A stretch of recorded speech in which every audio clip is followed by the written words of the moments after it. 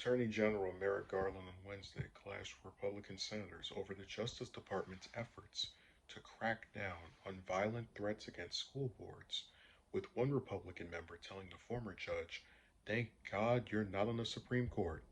Senator Tom Cotton, Republican of Arkansas, made the remark during a heated exchange in which the senator tried to tie the Justice Department's new school board policy to an incident in Loudoun County, Virginia, where a teenager was accused of sexually assaulting a fellow student in a school bathroom. "This testimony, your directive, your performance is shameful," Cotton said. "Thank God you're not in the Supreme Court. You should resign in disgrace, Judge." Cotton's remark came during an oversight hearing before the Senate Judiciary Committee, where Garland faced repeated attacks from Republicans over the memo that was issued earlier this month offering federal assistance to schools and local law enforcement amid a rise in violent threats against education officials and teachers. Before joining the Biden administration this year, Garland was a judge on the influential D.C. Circuit Court of Appeals. Former President Obama nominated Garland to fill the Supreme Court seat left vacated by the death of Antonin Scalia in 2016, but the confirmation process never got off the ground due to opposition from Senate Republicans. So I don't even want to read this because it's all been said before. Let me skip this article a little bit. Republicans have painted the school board policy as federal overreach intended to chill parents' dissent against local school policies. During the hearing on Wednesday and a House hearing last week, Garland pushed back, arguing that there is nothing in the department's memo that could chill parents' free speech rights, and it has nothing to do with the Loudoun County controversy, which has largely been treated as a local matter but has generated significant public attention, including in the state's governor race. "This memorandum is not about parents being able to object to their school boards," Garland said. "They are protected by the First Amendment as long as there are no threats of violence. They are completely protected. So parents can object to their school boards about curriculum, about the treatment of their children, about school policies. All of that is 100% protected by the First Amendment. There is nothing in this moratorium contrary to that. We are only trying to prevent violence against school officials."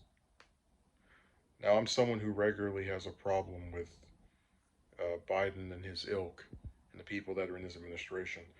But from what I've seen of that memo, I don't really have an issue with it at all. I think that if parents are still able to go and voice their issues with schools and the policies they have, the way that kids are treated, and this memo's only thing it's trying to do is make it to where you can't make threats of violence against school officials, I don't see an issue with that at all.